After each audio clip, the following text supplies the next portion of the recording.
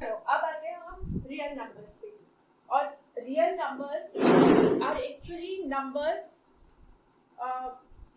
which include rational numbers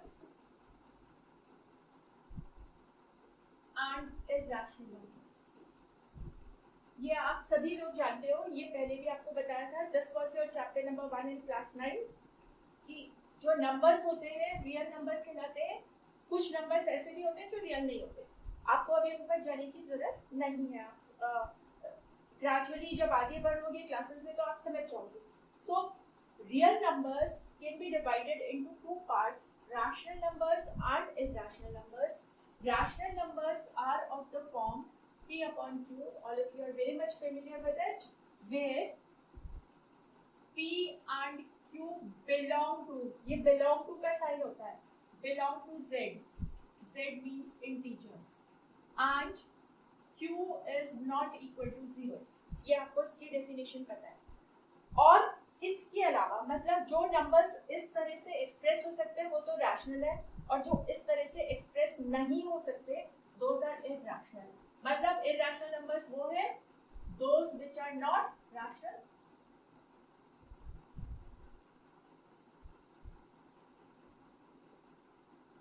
ये बात समझ गए? या तो नंबर्स रैशनल है, जो रैशनल नहीं है वो इरैशनल है. रैशनल नंबर्स वो है जो P अपॉन Q फॉर्म में लिख सकते हैं, और जिनको हम P अपॉन Q फॉर्म में नहीं लिख सकते हैं वो सबके सब नंबर्स क्या होंगे? वो सबके साथ इरैशनल होंगे. ठीक है. अब रैशनल नंबर्स की लिस्ट भी बड़ी लंबी है भाई. रैशनल नंबर्स तो बहुत तरीके के हैं. होल नंबर्स रैशनल होते हैं, then we have integers rational होते हैं, then we have natural numbers rational होते हैं. सबके सब रैशनल नंबर्स होते हैं जिनके बारे में ऑलरेडी हम पिछली क्लास में काफी डिटेल में पढ़ चुके हैं. तो ये हमारा रियल नंबर्स में ये सब इंक्लूडेड होता है.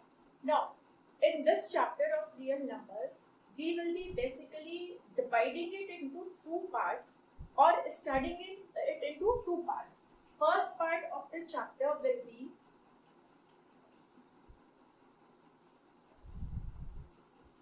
पहला पार्ट हमारा होगा यहाँ पर यूक्लिड्स लेमा, और सेकेंड पार्ट है हमारा फंडामेंटल थ्योरम ऑफ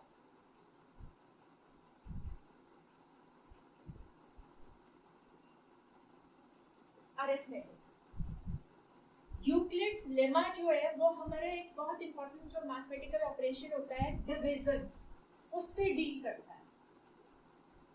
मतलब we will be studying something related with division in Euclid's lemma, and in fundamental theorem of arithmetic we will be studying something related to multiplication.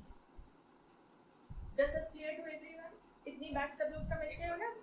It's so simple. Screen blood आ रही है? Okay, wait for a second. Wait. इसको देखते रहना, recording होगी. हाँ बेटा. So we are having two fundamental operations, division and multiplication, और इन दोनों से हम डील करेंगे इस चैप्टर में. मल्टीप्लिकेशन पार्ट में हमारी आएगी फंडामेंटल थ्योरम ऑफ अरिथमेटिक, जबकि डिवीजन पार्ट में Euclid's division lemma. So now we are moving on to Euclid's division lemma. That is the first part of the chapter, and believe me, it is extremely easy. Extremely easy. करोगे अभी, उसके बाद homework करोगे अपना, questions try करोगे. आपको मालूम है कितने 15 क्वेश्चंस करो try and it will be done. और पहले दिन से करो, बिलीव मी आपको इतना ज्यादा एडवांटेज मिलेगा. 15 क्वेश्चंस डेली बस. चलो अब आ जाओ Euclid's division lemma. First of all, I'll be telling you something about Euclid's division lemma, writing it on the board. You will be noting it down. Then I will explain it to you. We have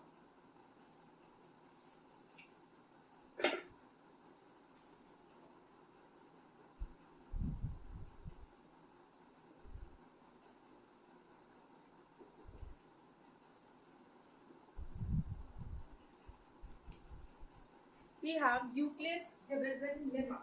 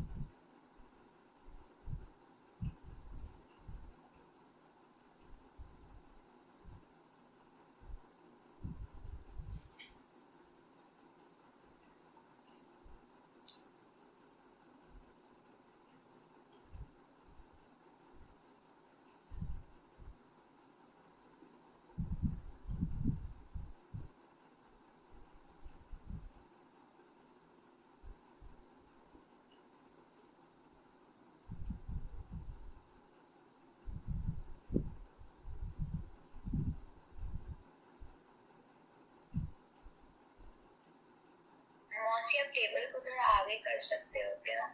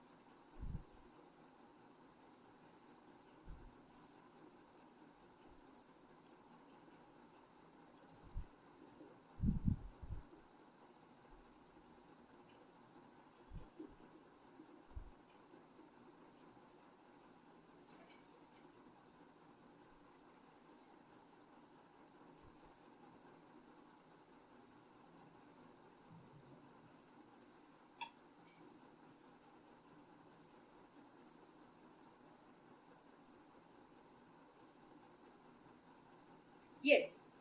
So we have Euclid's division lemma. Euclid, scientist का नाम, mathematician. Lemma. What is the meaning of lemma? Lemma is a proven statement. जैसे आपको समझाती हूँ मैं. Sun rises in the east. Sun rises in the east.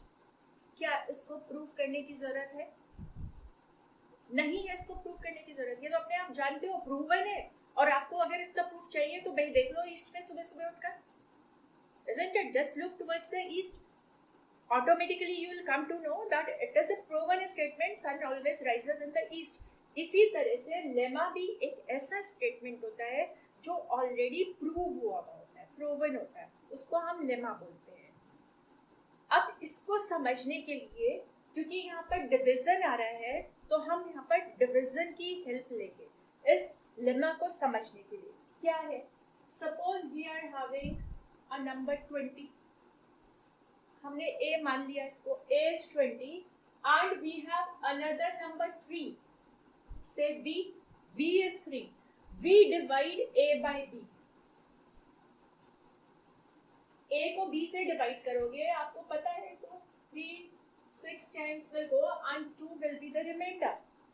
Then this number 20 is called dividend. The number 3 is called divisor. Number 6 here is called quotient and this 2 is the remainder, and this you write it as dividend equals to divisor into quotient plus remainder. लिखते हो इस तरह से. ये तो childhood से करते आ रहे हो, कितनी पता नहीं 3rd 4th क्लास से ये आप पढ़ते आ रहे हो. Dividend equals to divisor into quotient plus remainder. And if you compare this with this, a is 20, b is 3, then q will be 6, and this is remainder are 2, and we always know that remainder will be varying between 0 and divisor. Divisor से छोटा होगा, divisor से छोटा होगा, 0 हो सकता है और 0 से बड़ा हो सकता है. इस केस में जिससे मैं बोलूं वो बताएगा. इस केस में आप सोचकर बताओ रिमाइंडर कितना हो सकता है. इस केस में रिमाइंडर कितना हो सकता है व्हेन यू डिवाइड 20 by 3.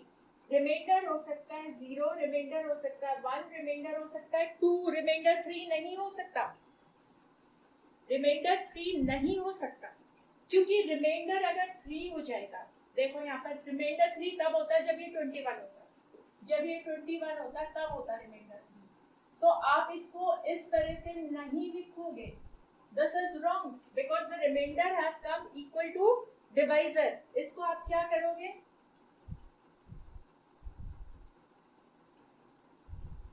ये आएगा. So remainder always has to be less than divisor. This is the main thing you need to remember. कि रिमाइंडर हमेशा 0 से लेकर लेस देन डिवाइजर होगा. मतलब 0 से लेकर 2 तक होगा. यहाँ पर 0 भी हो सकता है, 1 भी हो सकता है, 2 भी हो सकता है, 3 नहीं हो सकता. 3 नहीं हो सकता. तो ये जो आपका एक डिवीजन का स्टेटमेंट था, रूल था, यही होता है Euclid's division lemma. You can compare it here. This is Euclid's division lemma. A is the dividend, B is the divisor, Q is quotient, R is remainder, and A and B are positive integers. अब positive integers के बारे में एक important चीज मैं आपको बताना चाहूंगी.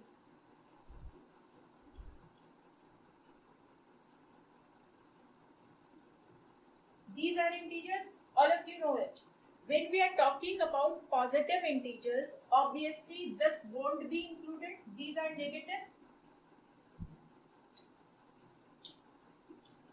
Positive integers will include these. 0, all of you know, is neither positive nor negative. Positive integers में 0 include नहीं होता. ठीक है? So A and B are positive integers. Then we have unique integers Q and R, and all these A, B, Q, R are connected by this relation. This is called Euclid's division lemma. अब इस lemma से हमें मिलता है Euclid's division algorithm. What is this algorithm? Algorithm का meaning होता है series of steps. Series of steps. किसके स्टेप्स? किसी प्रोसीजर के steps. Which gives a procedure for solving a type of problem. किसी एक टाइप की प्रॉब्लम को सॉल्व करने के लिए जो हम स्टेप्स फॉलो करते हैं. जैसे आप कंस्ट्रक्शन में करते थे ना भाई, कंस्ट्रक्शन आपको करना, आपने 9th में कंस्ट्रक्शन किए थे, तो क्या होता है? सीरीज ऑफ स्टेप्स होते हैं ना. First you draw line if you want to make a triangle. फिर डिफरेंस आपको दे रखा है 2 साइड्स का, या आपको सम दे रखा है 2 साइड्स का, तो आपको एक और एंगल दे रखा है, आप एंगल बनाओगे और वो सम और डिफरेंस के बराबर लाइन बनाओगे. Means some steps are given to you. These steps constitute what? These steps constitute a procedure for solving that construction problem. So these steps together will be called algorithm. इसको हम algorithm बोलेंगे. तो algorithm क्या है? Algorithm is a series of steps which give a procedure for solving a particular type of problem. ये इसको हम algorithm बोलते हैं. See the steps for solving a problem. Steps for solving a problem. And the main application of Euclid's division lemma is finding HCF. ये सबसे important है. HCF is highest common factor. All of you know HCF क्या होता है? सबको मालूम है HCF क्या होता है. तो HCF फाइंड करने का ये तरीका है. ठीक है, HCF फाइंड करने का ये तरीका है. आप बताओ मुझे, आप सब लोग, किसी को डाउट जो हमने अभी डिस्कस किया उसमें से किसी को डाउट? उदय, अरिहंत, सबको समझ में आ गया? ये बात सबको समझ में आ गई है. Okay, that's good. चलो फिर हम कोई एग्जांपल लेते हैं, because examples clarify all these things.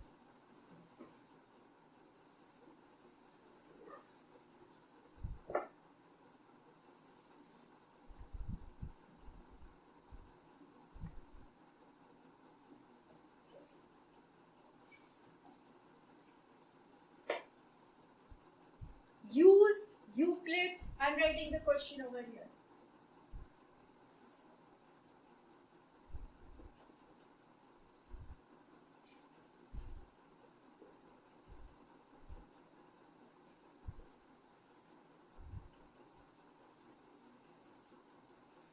use Euclid's division algorithm to find the HCF.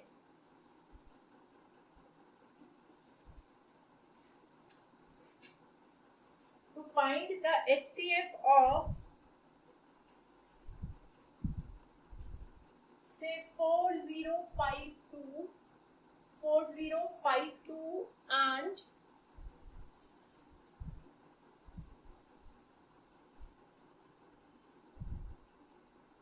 12576. इसका आपको HCF निकालना है और यूज क्या करना है? यूज करना है यूक्लिड्स डिवीजन एल्गोरिथम.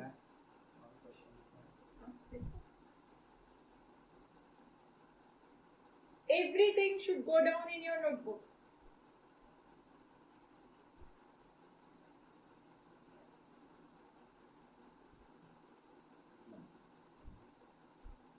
चलो अब जरा यूक्लिड्स डिवीजन एल्गोरिथम की मदद लेंगे इसको सॉल्व करने के लिए. हमेशा जो हमें दो नंबर दिए होते हैं उसमें से एक हमारा डिवाइजर है, दूसरा डिविडेंड है. आप अच्छे से जानते हो dividend is greater than divisor. बड़ा वाला हमेशा डिविडेंड होगा, छोटे वाला डिवाइजर होगा. विल इट बी और not? So this will be dividend and this will be divisor. तो हमारे पास क्या होगा? A is coming. हाँ, dividend equals to divisor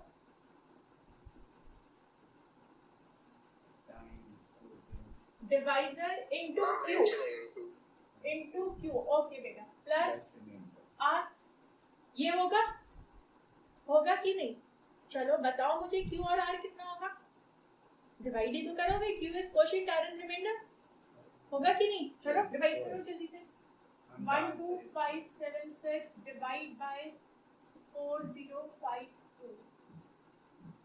I think it will go 3 times 3 to 6, 3 5 15, 4 12. So can we write it as this?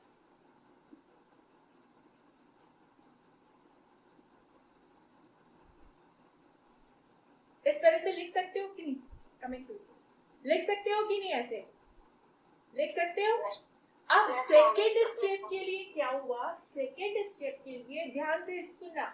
ये divisor हो गया है, ये डिविडेंड हो गया है.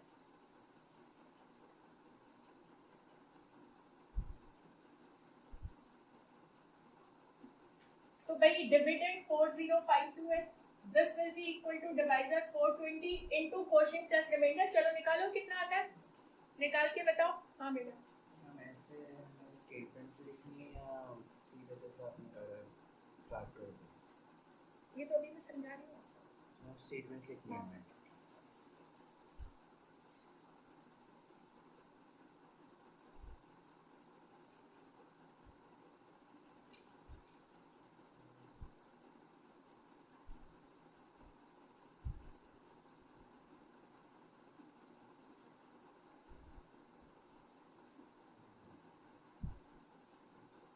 I think you will be getting this.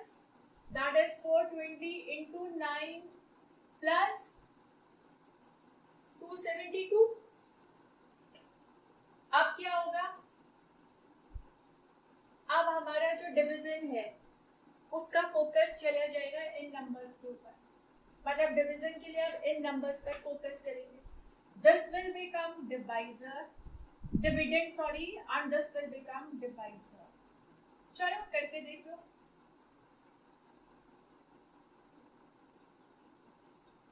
ये जो साफ साफ दिखाई दे रहा है, this will go only one time.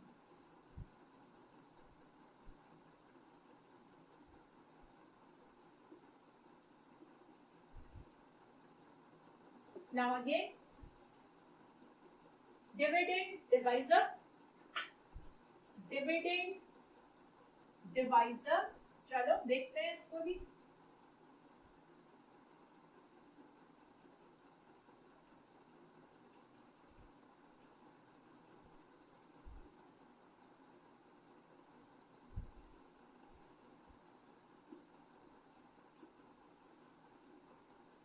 Again we have dividend divisor.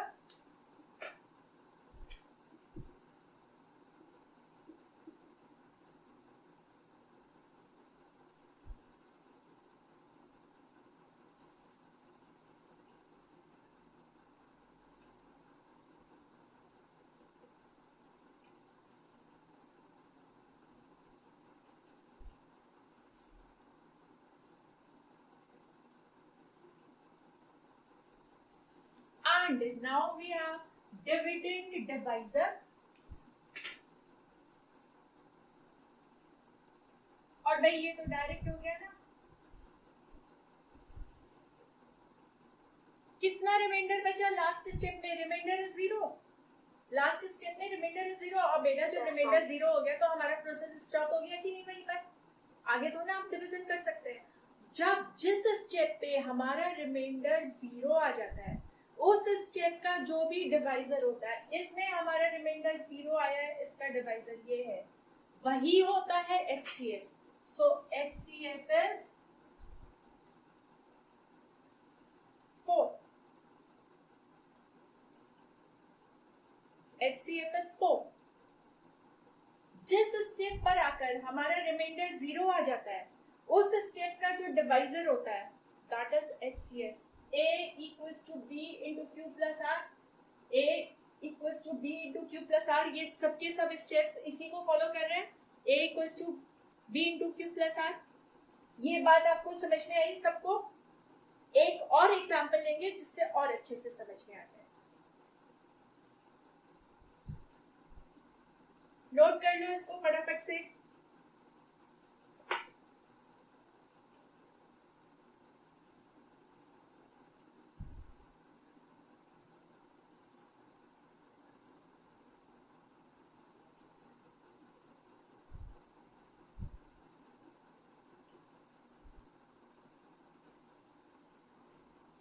Done.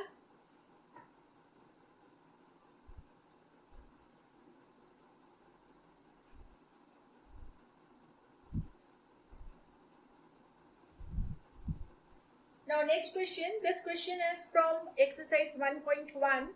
Question number 1, second part. Question number 1, second part from your NCERT book, and you have to find HCF using division algorithm of 196 and HCF of 196 and 38220.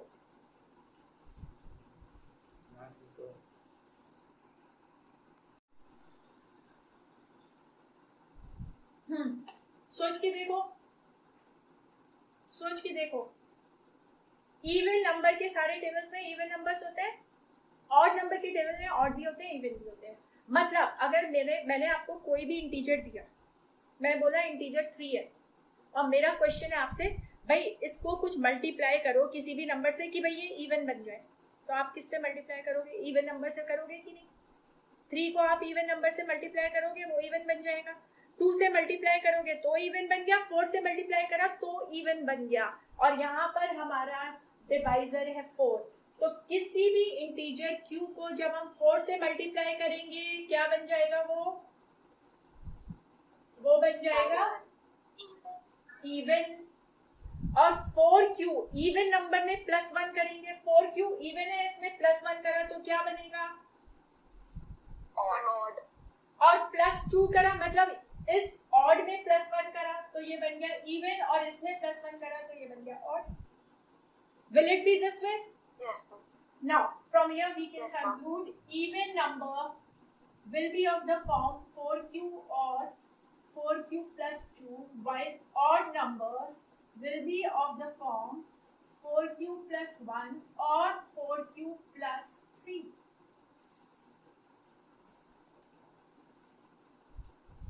Got it? समझ गए सब लोग? Yes, ma'am. Yes, ma'am. It's so easy. और जिसको समझ नहीं आया बिल्कुल निश्चिंत होकर बोलो. We'll discuss it once more. सबको आ गया? Aryan, you have understood? Yes, ma'am. Okay, that's good. So we people are going good. It means अब एक और क्वेश्चन करते हैं. कौन सा क्वेश्चन करेंगे? अभी जो हमने किया और इससे पहले जो किया था उसमें B 4 या 2 था, मतलब B इवन था. अब जरा कोई क्वेश्चन लेते हैं ना जिसमें B ऑड होगा. सबने नोट कर लिया है? ये सबने ये नोट कर लिया है? Yes, ma'am. Okay. Yes, ma'am.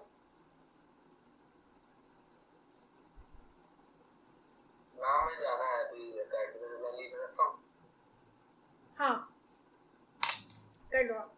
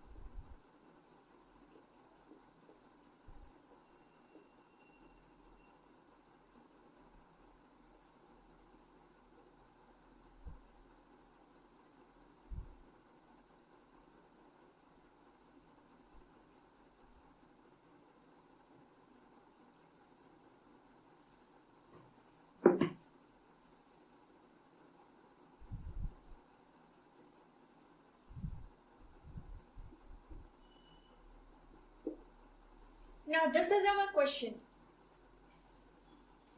Use Euclid's division lemma to show that any positive integer can be expressed in the form 3q plus 1, 3q plus 2, where q is any integer. कोई भी positive integer मतलब number है, मतलब वो a है. This can be expressed either in the form 3q or 3q plus 1 or 3q plus 2 और 3q का मतलब होता है 3q plus 0.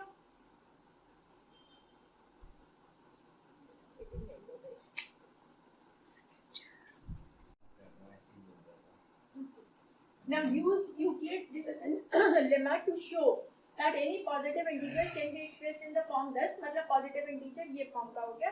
यहाँ से साफ पता चल रहा है b is 3. तो b अगर b 3 है तो r जो है वो हमारा ये होगा, मतलब r can be 0 1 2, r can be 0 1 2. तो यही तो कॉम्बिनेशन बन सकते हैं हमारे.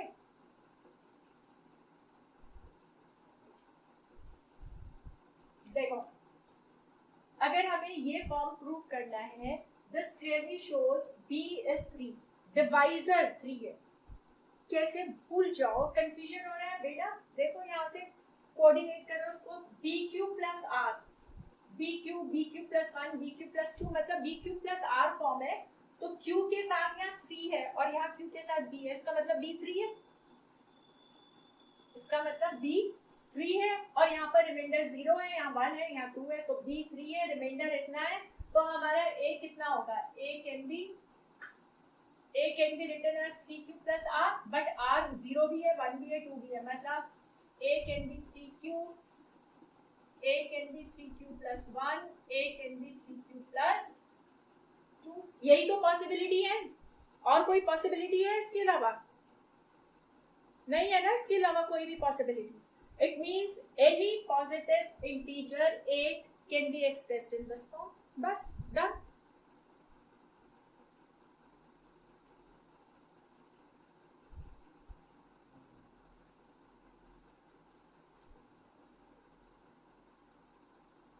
चलो अब क्वेश्चन नंबर 4 ट्राई करेंगे आपकी बुक का. Question number 4. आपने 0 is smaller than or equal to r लिखा है. क्या चीज बेटा? हाँ, r is greater than or equal to 0. r 0 भी हो सकता है और बड़ा होगा उससे.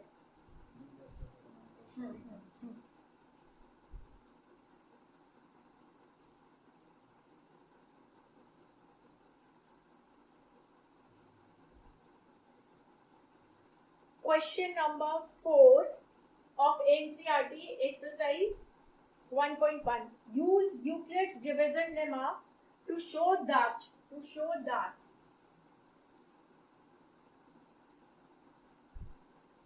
square of any positive integer is either of the form positive integer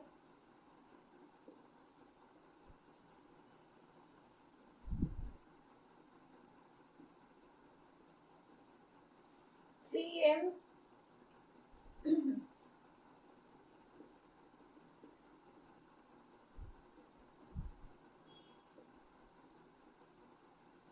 This is the question. Now. Use Euclid's division lemma to show that square of any positive integer is either of the form 3m or 3m plus 1 for some integer m. ध्यान देना, अभी तक हमने 3 question करे थे. उसमें हमने क्या देखा था कि any positive even integer can be expressed either in the form 2q or 4q or 4q plus 2, जबकि odd integer can be expressed in the form 2q plus 1 or 4q plus 1 or 4q plus 3. और जो last question था उसमें क्या था कि any positive integer, even out की बात नहीं करी थी, any positive integer can be written in the form 3q plus 1, 3q plus 2. अब इस क्वेश्चन में आप देख रहे हो तो पॉजिटिव इंटीजर है, इवन आउट कुछ नहीं दे रखा है. इवन आउट दे रखा है, गिवन है क्वेश्चन में? नहीं गिवन है. और हमें जो फॉर्म शो करना है उसमें 3 गिवन है, यानी कि साफ पता चल रहा है हमारा b3 है. ठीक है, ये चीज पकड़ लो यहाँ से. यहाँ पर जो फॉर्म दिया होता है b वहीं से निकल आता है. b is 3 here.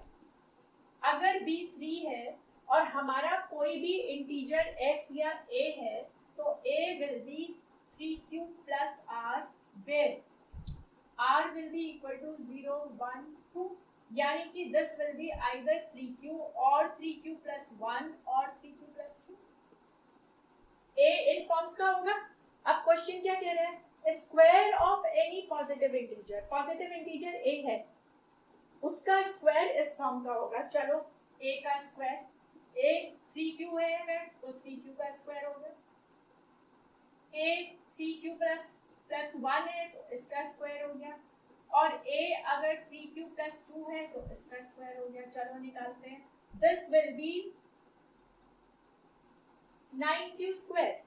और 9q स्क्वायर को हम लिख सकते हैं 3 into 3q square, where what is this? This is again some integer m, so this can be written as 3m.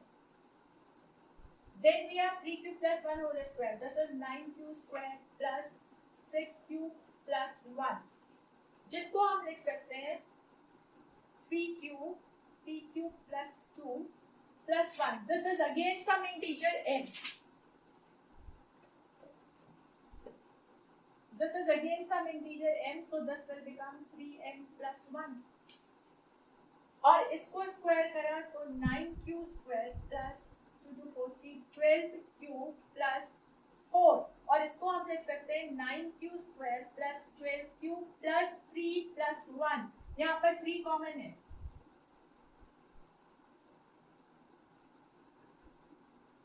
This is again some integer. इसको हमने m का नाम दे दिया है क्योंकि क्वेश्चन में m है. तो आपने देखा हमारा जो इंटीजर a था जिसकी फॉर्म ये सब थी, उसका स्क्वायर हमें दिखाना है. Square of any integer. Square 3 तरह का हो गया और हमने तीनों फॉर्म्स को 3m